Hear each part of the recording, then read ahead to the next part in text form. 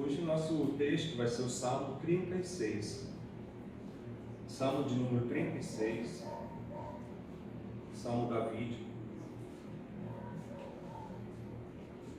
Enquanto os irmãos vão procurando, quando a gente olha para o livro de Salmos, na verdade, quando a gente olha para a Bíblia, às vezes a gente se esquece que a Bíblia é um conjunto de 66 livros. Né? Não é só um livro em si, né? Mas são 66 livros. E dentro desses 66 livros, cada um tem sua variedade de seu tipo textual, seu gênero textual, cada um tem sua finalidade. Então, os salmos, na maioria das vezes, eles eram usados para louvores. Né? E esses salmos eles tem várias classificações. Tem vários autores que classificam os salmos de diversas maneiras, com diversos critérios. Então, o salmo ele possui classificações diversas. Uma dessas classificações separa os salmos da seguinte maneira: os salmos de lamentos individuais, aquela que o autor está lamentando, está chorando ali diante de Deus, a gente pode dizer assim. Lamentos da nação, então basicamente quando Israel estava passando por alguma situação, né, o autor escreveu uns salmos ali para como se fosse um clamor do próprio povo de Deus. Tem os salmos individuais de ação de graças, então o autor de algum desses salmos ele escrevia agradecendo alguma bênção de Deus, algo que Deus fez em favor dele. Salmos nacionais de ação de graças, que é a nação agradecendo a Deus. Os hinos, que vai ser o nosso texto de hoje. Salmos reais, né, que são feitos pelos reis de Israel. Salmos de entronização e salmos didáticos. São salmos para tem tipo um ensinamento. Então, nosso texto de hoje ele se encaixa nessa categoria de hinos. Né? Então, a gente vai estar vendo um texto que ele vai estar aqui louvando ao Senhor, ele vai estar, o autor vai estar escrevendo, a gente vai começar a ver mais características, né, atributos, qualidades de Deus. Ele vai estar ali louvando o Senhor através desse hino. A gente lê como se fosse só um texto, né, mas para o povo da época era uma música, né, é um estilo de música.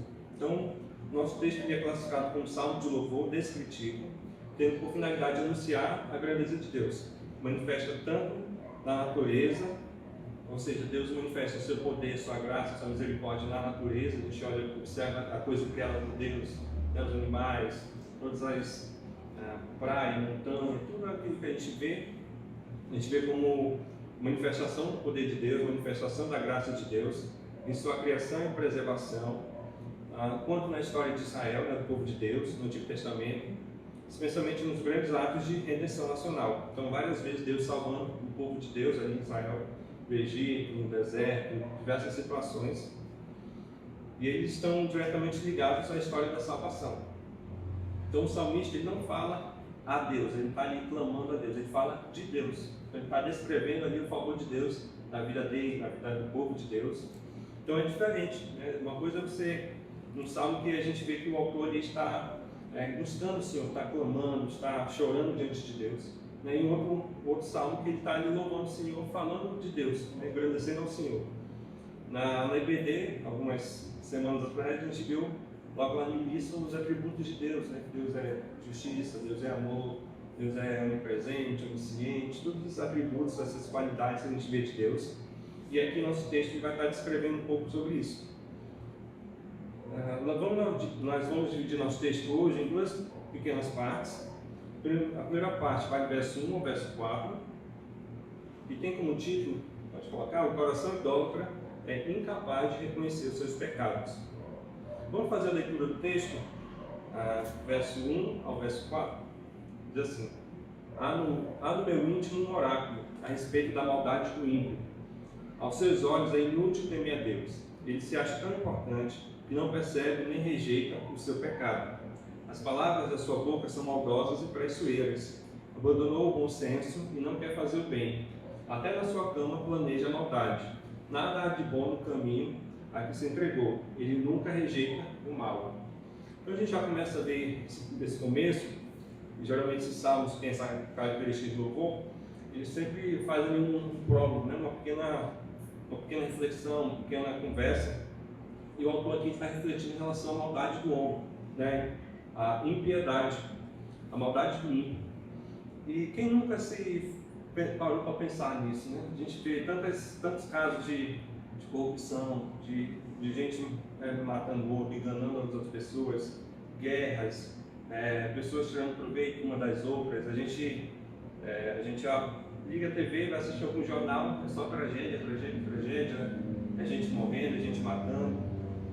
Então, quando a gente para pensar na maldade do homem, na maldade que há nesse mundo, a gente fica reflexivo, né?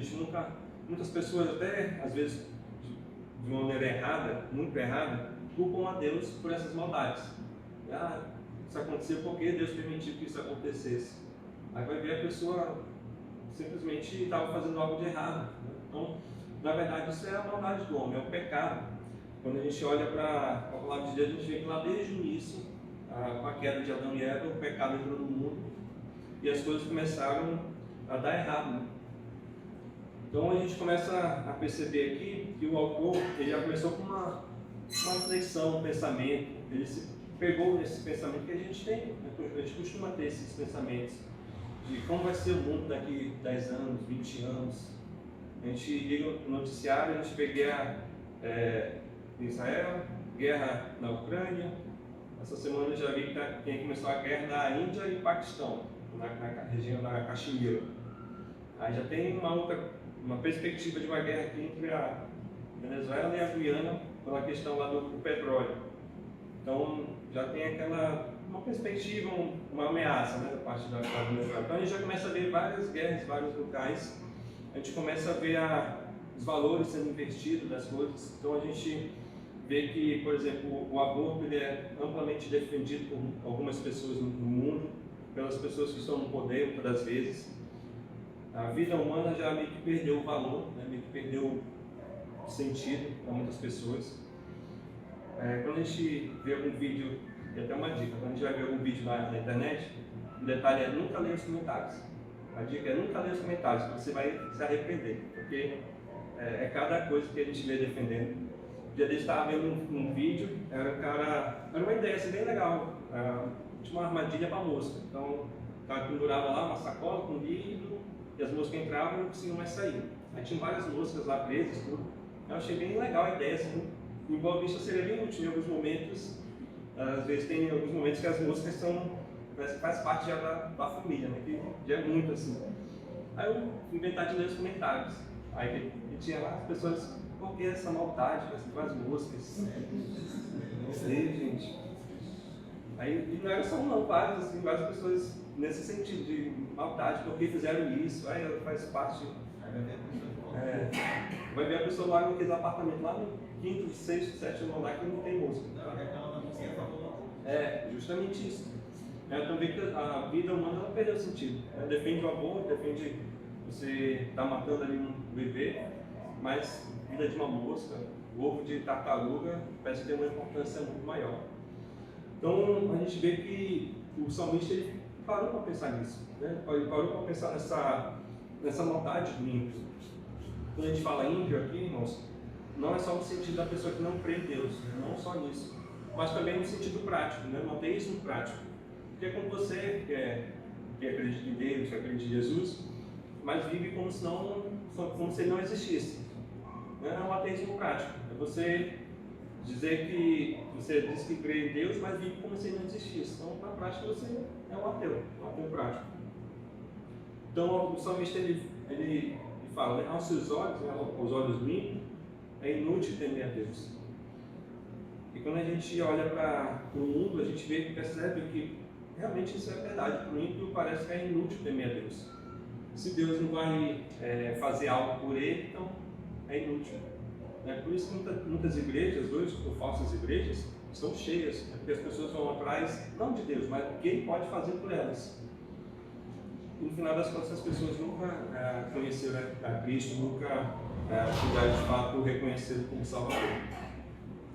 Então o salmista começa com uma reflexão, uma meditação a respeito da maldade do ímpio, e que por vezes nos pegamos também fazendo tal reflexão.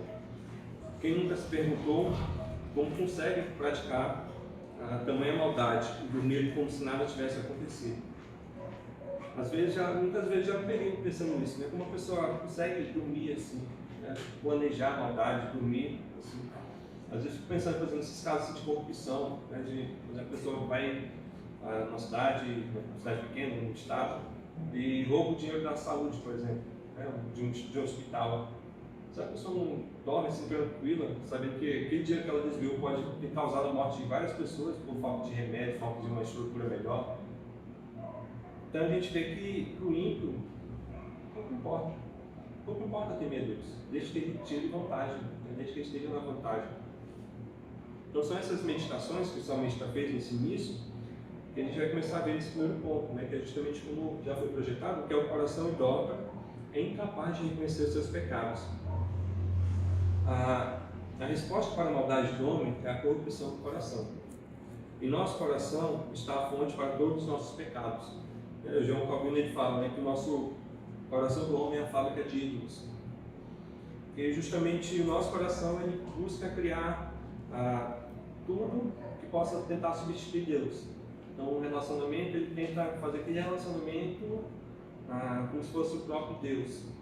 Não vou adorar Deus, mas vou adorar uma pessoa aqui sem tal pessoa não vive. É muito comum a gente ver isso, né? Ou uma profissão, ou um status social. Então é algo que o coração do homem sempre vai estar ali, criando ídolos, né? Ídolos no sentido assim, de alguém que possa, de algo ou alguém que possa substituir Deus. Ele vai tentar amar, vai tentar idolatrar como se fosse o próprio Deus. Então, para o ímpio é inútil temer Deus, pois para eles somente é útil aquele que colabora para os desejos pecaminosos dos seus corações. Então, para o ímpio, o importante não é temer Deus, mas ter uma vantagem. Como eu posso tirar vantagem disso? Por isso que muitas vezes a gente vê muitos falsos profetas, né, falsos pastores, falsos políticos evangélicos, porque no final das contas, o crer deles, o temer a Deus, é muito mais tirar vantagem daquilo. Como eu posso tirar vantagem, por exemplo, financeiramente de uma pessoa? Como eu posso tirar vantagem, por exemplo, sendo eleito como representante ali do povo de Deus? Então nisso a gente sempre tem que ter aquele cuidado de muitas vezes não cair nesse tipo de conversa, né? A gente tem a sabedoria. Charles Spurgeon, ele disse certa vez: a falta de santidade é uma clara evidência da impiedade. A maldade é o fruto de uma raiz ateísta. Então, a falta de santidade é uma clara evidência da impiedade, ou seja, viver uma vida sem a santidade, viver uma vida como se Deus não existisse, é uma clara evidência de impiedade.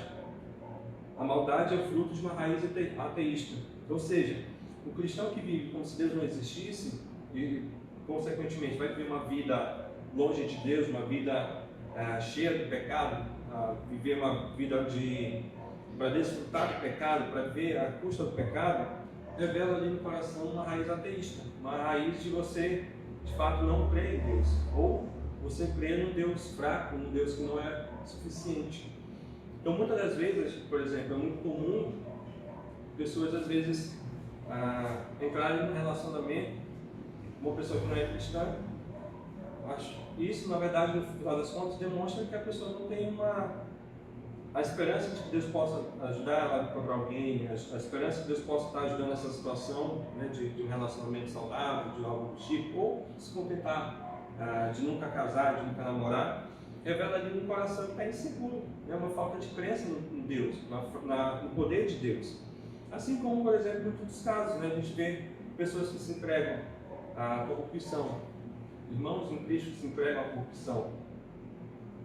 É uma falta de conhecer a Deus, uma falta de fato, reconhecer a Deus como suficiente nas suas vidas.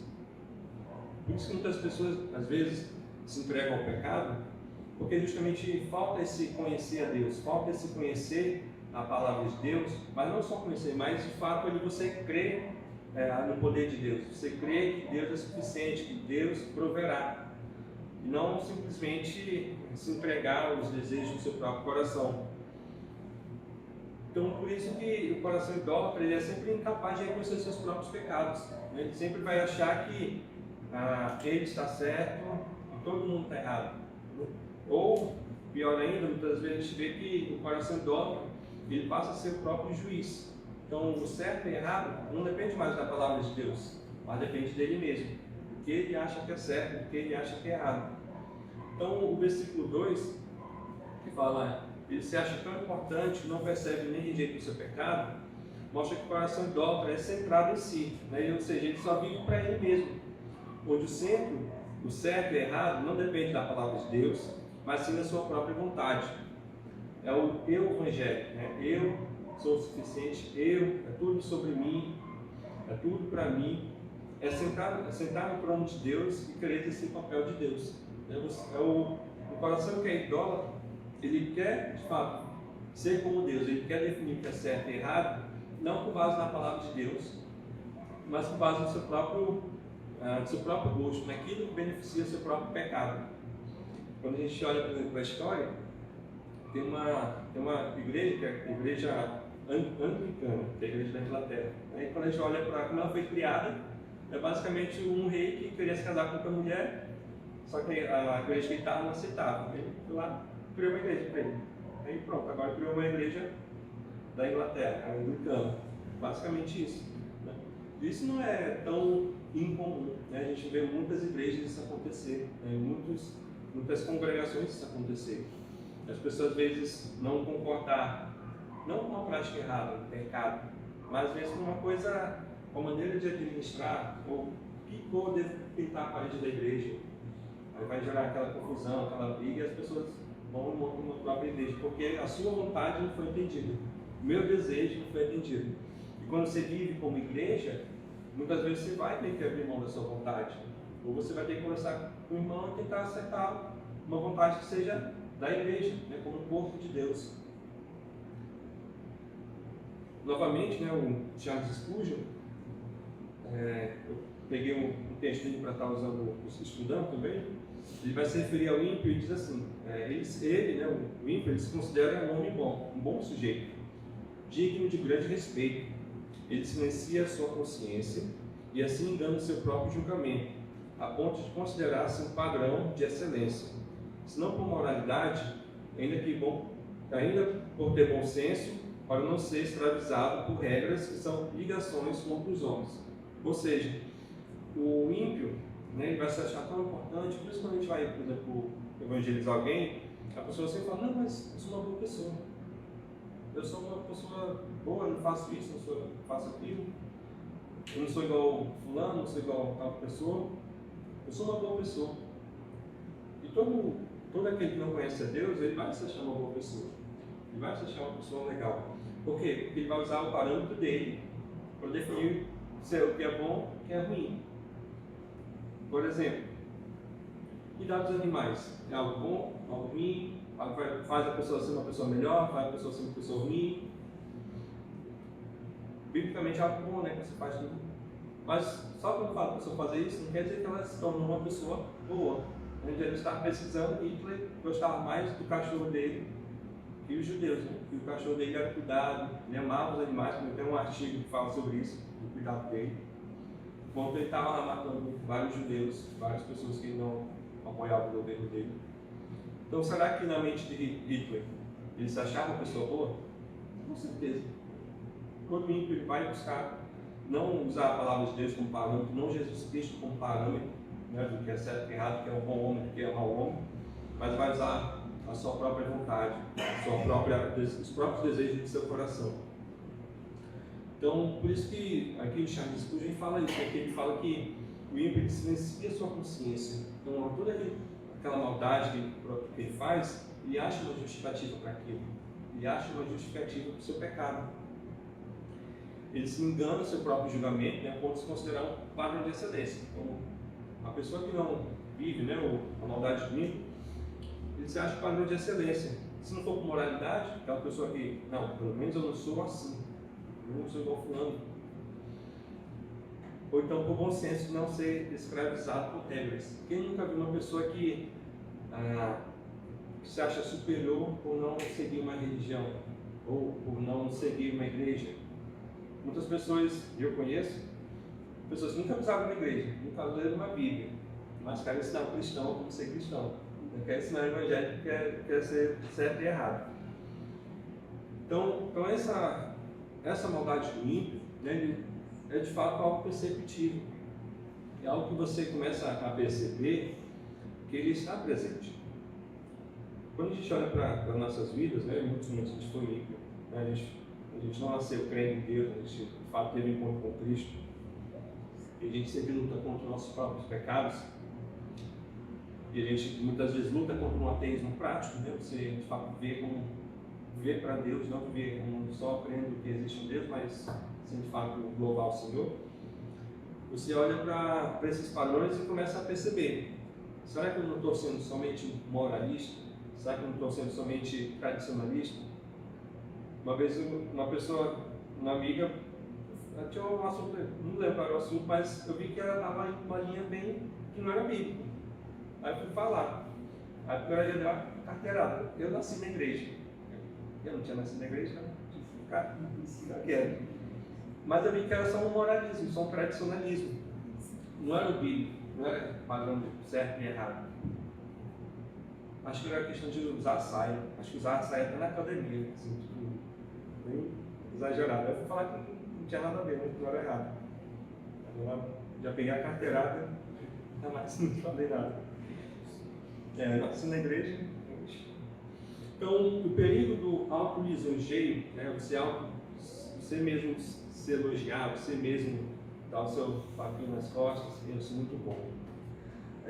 Justamente um grande perigo. Ser bom aos seus próprios olhos pode ser fatal. Ser bom aos seus próprios olhos pode fazer você nunca achar uma igreja boa. Nunca ter uma igreja que é boa o suficiente para você. Por que será? Nunca tem um líder, um pastor que seja bom o suficiente para mim. Porque a igreja, porque aquela igreja é assim, aquela outra é assim. Nunca vai ter uma igreja suficientemente boa para essa pessoa que se autoelogia, né? Que ela sempre é o padrão de excelência, nunca é um padrão, nunca Cristo é o padrão de excelência, mas sempre é o padrão de excelência ela. Então, dar os tapinhas nas próprias costas é o maior erro de todos. Certo dia, um anjo se achou tão bom aos próprios olhos que nem temeu a Deus, mas centrou-se, né? Ele de fato olhou para dentro de si e quis ser como Deus. Encheu-se de idolatria e as leis de Deus passaram a não servir mais. A gente sabe que basicamente essa é a história de Satanás. Ele era o melhor dos anjos, era o mais bonito, era tudo aquilo, brilhava assim. E de fato, num momento, ele se achou que poderia ser o próprio Deus, que poderia tomar o lugar do próprio Deus. Então, o perigo de se autoelogiar, de se achar o suficiente, ele é grande. Nos versículos 3 e 4, diz assim: as palavras de sua boca são maldosas e traiçoeiras, abandonou o bom senso e não quer fazer o bem. Até na sua cama planeja a maldade. Nada há de bom no caminho que se entregou, ele nunca rejeita o mal.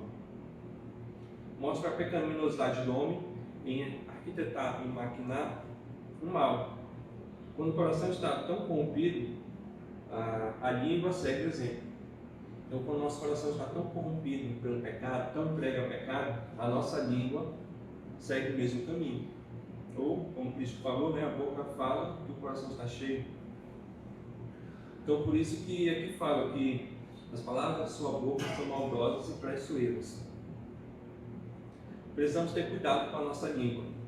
Ela pode ser uma ferramenta de bênção. A gente pode estar abençoando outras vidas, a gente pode estar edificando, a gente pode estar usando para abençoar uma pessoa, para consolar uma pessoa, para ensinar. Mas também a nossa língua pode ser uma fonte de engano. Quantas pessoas não são enganadas com bons discursos? Quantas pessoas estão, por exemplo, nessas falsas igrejas, são enganadas, caem na lábia dos falsos mestres, que caem nesses discursos bonitos. Então, precisamos sempre ter cuidado com a nossa língua. O coração idólatra busca a maneira de satisfazer seus pecados, quer seja pela força, quer seja pela malícia do falar. Então, o coração idólatra, ele vai querer de fato realizar o desejo do seu coração, quer seja na força, na violência, na maldade mesmo, na prática da maldade, ou quer seja no falar. no enganar, na malícia do enganar. O coração idólatra ele vai buscar satisfazer a sua própria vontade, de alguma dessas maneiras. Então, quando a gente olha para esse primeiro trecho, nessa primeira parte, a gente já vê que o autor ele já parou para refletir, né, sobre a maldade do homem, sobre a maldade do ímpio, sobre a maldade que há no mundo. Ele começou a observar tudo o que acontece. Ele vê o ímpio se dando bem, ganhando muito dinheiro, tendo sucesso, o ímpio ali se dando bem, com injustiças. Quem nunca viu, por exemplo, um caso de injustiça, uma pessoa que foi completamente agiu de má fé, enganou várias pessoas e no final se deu bem. Então o autor, nesse começo, nesses primeiros versículos, ele começou a meditar nisso, a refletir sobre isso. Como que o ímpio age? E de fato, como a gente pode ver um pouquinho nesse começo, ele age com uma mente cauterizada. Então o pecado já não dói na cabeça, não tem aquele sentimento de compaixão com as pessoas, né? Simplesmente enganar. Tem muitos golpes, por exemplo, na internet, na OLX, as pessoas perdem dinheiro, todo o dinheiro. Já vi casos de pessoas que perderam toda, por exemplo, a sua aposentadoria, perderam o dinheiro que a pessoa idosa tinha para viver o resto da sua vida, para comprar seus remédios.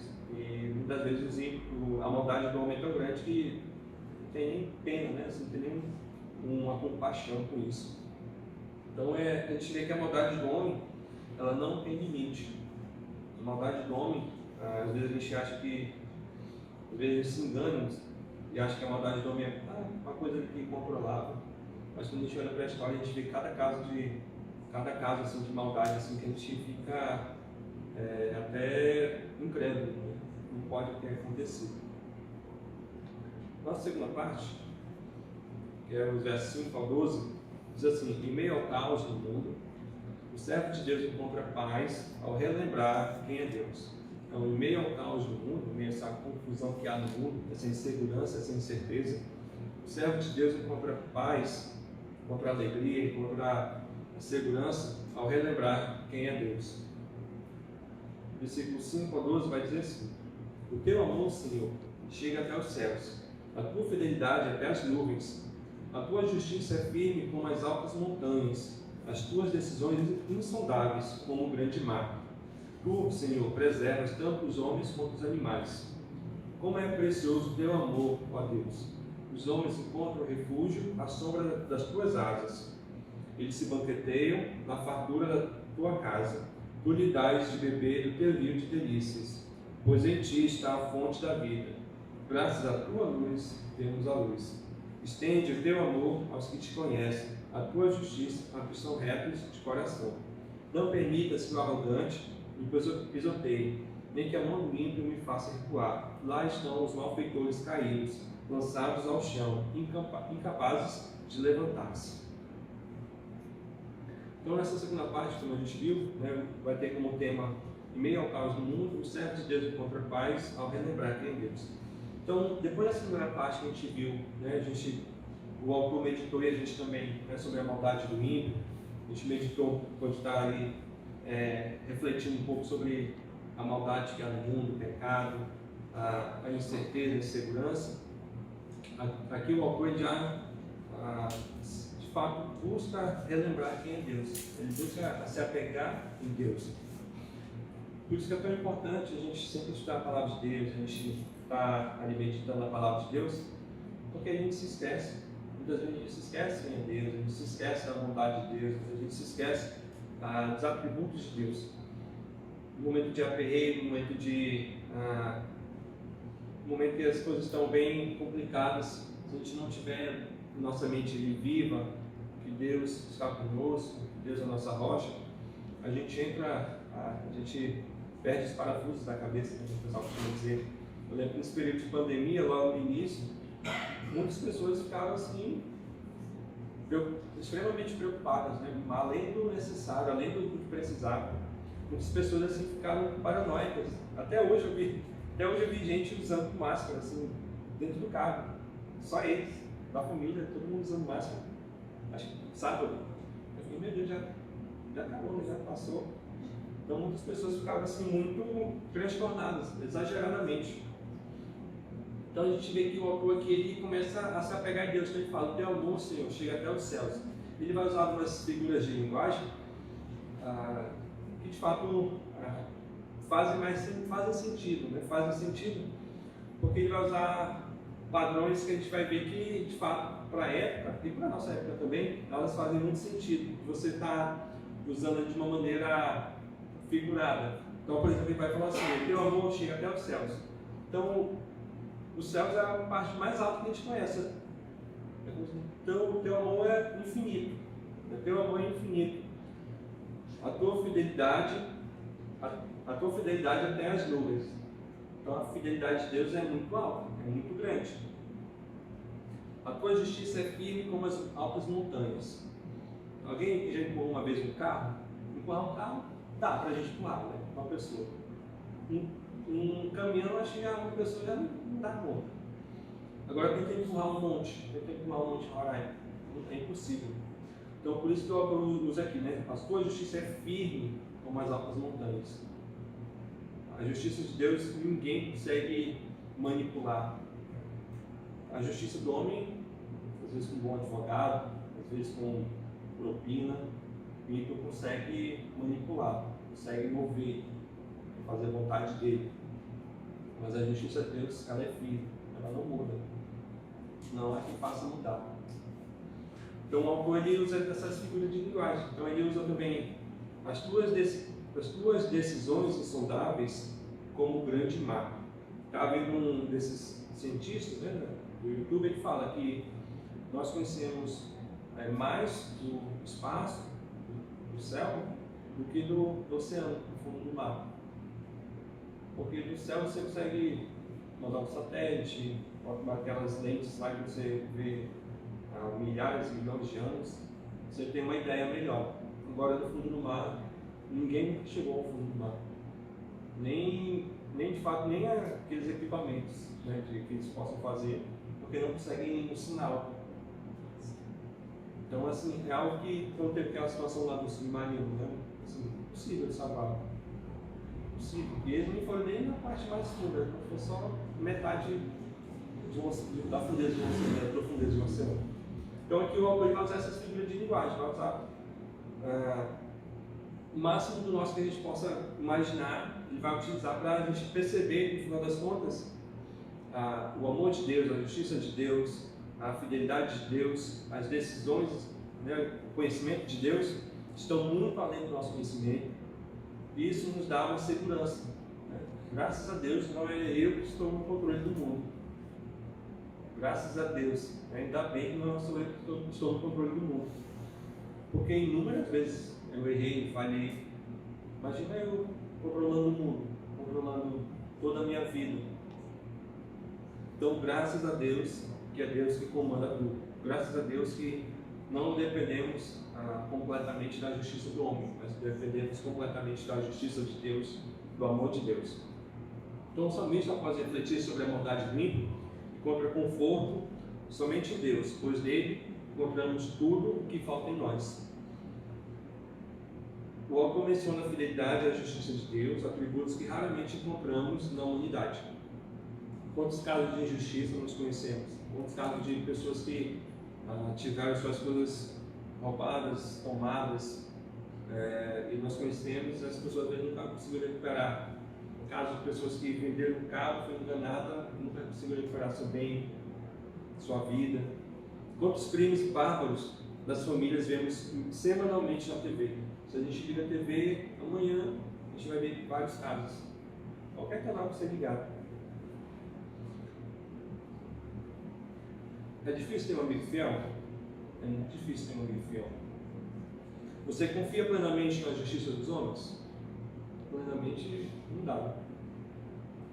Então o salmista ele faz essas figuras, usa, né, dessas figuras de linguagem para falar da justiça e da fidelidade. O salmista ele vê toda a maldade do homem, vê toda aquela maldade do ímpio. E ele não se apega ao que ele tem, ele não se apega aqui era Davi, então Davi tinha muito dinheiro, ele não se apega aos seus bens, ao seu poder, seu trono, seu cargo, sua profissão, mas ele se apega em Deus, porque ele sabe que todas as outras coisas são provisórias, a gente pode perder, a gente pode ter muito dinheiro, pode perder de repente, às vezes a gente pode ter um cargo, um trabalho e perder esse trabalho. Então o salmista ele se apega naquilo de fato que é mais importante, que é o próprio Deus. Ele se relembra de quem é Deus. Então, como é importante relembrarmos quem é o nosso Deus em meio a esse caos que é o mundo caído em que vivemos. Deus é a nossa rocha em meio ao mundo. Deus é a nossa rocha em um mundo líquido. Sem Ele viveríamos a deriva. Mundo líquido porque as coisas sempre estão passando, é como se fosse um rio. Sempre estão passando ali, nunca você consegue firmar. Você pega um rio, aqueles rios que tem muita correnteza, você não consegue se segurar. Você vai passando. Mas se tiver uma rocha, tiver algo firme, você possa se segurar, você possa se manter, você consegue viver. Você não vai ver a deriva. Estava vendo um vídeo no oceano, aqueles barcos grandes assim à noite. Aí o cara desliga todas as luzes do barco, assim, fica aquele brilho assim. Aí fico imaginando como deve ser uma vida, você está na deriva, assim, nesse mar. Você olha para um lado, você não vê nada, olha para o outro, não vê nada. De noite você não vê nada, de dia, água para lá, água para cá. Eu já andei de barco de Manaus para Santarém, muitos anos atrás. E é um rio, não é um oceano. E eu olhava para um lado assim, não via nada, só água, não conseguia ver o outro lado do rio. E olhava para o outro também, a mesma coisa. E ficava imaginando, e se o barco aqui começar a afundar? Para onde eu vou? Vou ficar à deriva, tentar me segurar em alguma coisa, correndo muitos riscos, sem uma certeza, sem algo firme que eu possa me segurar. No versículo 9, a gente vê que fala assim, pois em ti, acho muito bonito esse verso, pois em ti está a fonte da vida, graças à tua luz, vemos a luz. No versículo 9 temos um belo texto, onde somos lembrados de que sem Ele nada podemos fazer. Até para amá-lo e reconhecê-lo, necessitamos da ajuda de Deus. Até para amar a Deus, até para crer em Deus, até para a fé suficiente para crer em Deus, a gente precisa dele, a gente depende dele. A gente depende da ajuda do Espírito Santo para amar a Deus, para caminhar com Deus. Então, o versículo 9 fala, né? Graças à tua luz, vemos a luz. Eu acho bonito esse texto. De fato, mostra a vida cristã. E sem Deus, a gente não consegue fazer nada. A gente precisa da fé para crer em Deus. A fé vem de Deus. O arrependimento verdadeiro vem de Deus. Tudo vem de Deus, no final das contas, para a gente poder amá-lo. Então, nos versos finais, que a gente vai observar, né, o verso 10, 11 e 12, o salmista encerra clamando a Deus a seu favor. Clama pelo justo juiz, por aquele que é onipresente. Fala assim, estende teu amor, verso 10, aos que te conhecem, a tua justiça aos que são retos de coração. Não permitas que o arrogante me pisoteie, nem que a mão do ímpio me faça recuar. Lá estão os malfeitores caídos, lançados ao chão, incapazes de levantar-se. Então aqui o salmista, antes eu tinha pensado em dividir em 3 partes, né, mas depois eu achei melhor em 2. Mas basicamente a gente vê que no início ele medita, né, ele reflete sobre a maldade do homem. Depois ele começa a louvar a Deus, porque ele começa a reconhecer a Deus, ele começa a descrever quem é Deus, começa a lembrar-se dos atributos, das qualidades de Deus. E no final, de modo prático, ele busca a Deus para justamente não se deixar ser abatido pelo ímpio, não se deixar cair na mão do ímpio, mas de fato que Deus pudesse estar o ajudando, pudesse estar o livrando, pudesse estar ajudando nessa situação. Então, quando a gente olha para nossas vidas, quando a gente se pegar nessa situação, a gente pensar, eu lembro que quando no começo da caminhada cristã, eu perguntei justamente para isso a um amigo, né? Porque tem tantas pessoas que não creem em Deus, que têm muito dinheiro, Tem muitas pessoas que eu conheço que creem em Deus, mas que às vezes passam necessidade, são pessoas às vezes de poucos recursos. De fato, foi um dos primeiros questionamentos que eu tive. Não foi nesse, Deus existe? Será que Deus existe? Porque acho que isso é algo bem óbvio, né? Você começa a observar as coisas criadas por Deus, o próprio corpo humano, você vê que não é algo por acaso, né? Uma coisa que aconteceu, mas algo bem pensado. Mas eu, de fato, me pegava pensando justamente isso. Como pode os ímpios se dar bem e aquelas pessoas que creem em Deus, que têm uma vida correta, muitas vezes passar por dificuldades? Então, quando a gente começar a ter esse tipo de pensamento, a gente pega reflexivo sobre a maldade, né, sobre casos, situações, a gente deve fazer igual o salmista, se relembrar quem é Deus, se apegar em Deus, que é a nossa rocha, que é a nossa firmeza, é onde a gente pode estar colocando a nossa fé, nos agarrando, segurando, sabendo que aquilo não vai saltar.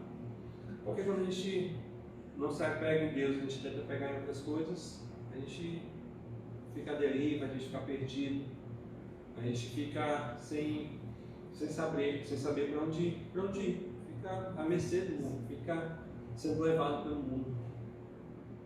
Como diz aquele autor, né? Deixar a vida levar, só vai levando a vida, depois tá lá no inferno, porque justamente é para onde que o mundo leva. Então que possamos meditar nesse salmo, meditar aqui no Salmo de Davi. Eu no começo não quis fazer um contexto histórico porque é muito difícil, né? Principalmente o Salmo de Davi, porque justamente são salmos, quando eles falam de bibliologia, né? Que é as primeiras aulas que a gente vê. Os livros de salmos têm seu título e o título é de fato inspirado. O título é de fato que está na Bíblia no original. Os outros textos é uma ferramenta que as editoras usam para nos ajudar, nos auxiliar. Então, no Salmo de Davi, a gente vê que não tem explicando quando aconteceu. Então, fica algo muito complicado. Então, não quis muito pegar nessa parte. Mas, ao contrário do Salmo 34, que a gente lê no início, né? Que fala que Davi, foi quando Davi se fingiu de louco. De Davi, quando ele se fingiu de louco diante de Abimeleque, que o expulsou em partida. Não sabe exatamente o contexto. Então, que possamos meditar no texto, meditar no Salmo, meditar na vida que Davi quis escrever, que Davi quis usar para louvar o Senhor.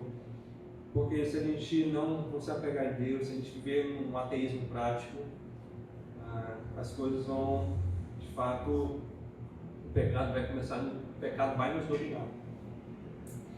O pecado é como se fosse aquele leãozinho na jaula, né? Você acha bonito, você deixa preso ali. Você não vai brincar com um animal selvagem. Se você brincar, ele vai lhe devorar. Então, que possamos meditar nesse texto. Vamos orar para a gente. Senhor, muito obrigado por tua palavra, muito obrigado por podermos estar meditando, Senhor, nos salmos, meditando nos ensinamentos, Senhor. Nos ajuda a caminhar com o Senhor, nos ajuda a sermos fiéis a Ti, Pai. Sabemos que esse mundo é um mundo perdido, um mundo cheio das suas confusões, do seu caos, onde não podemos confiar plenamente no político, não podemos confiar plenamente no homem. Muitas das vezes, muitos ímpios nos tentam enganam muitos dos nossos irmãos em Cristo. Então, nos ajuda, Pai, a nos apegarmos à Tua palavra, nos apegarmos no Senhor, caminharmos com o Senhor, Pai. Nos ajuda a crermos no Senhor e vivermos uma vida de santidade, uma vida correta a Teus olhos. Em nome de Jesus, Senhor. Amém. Amém.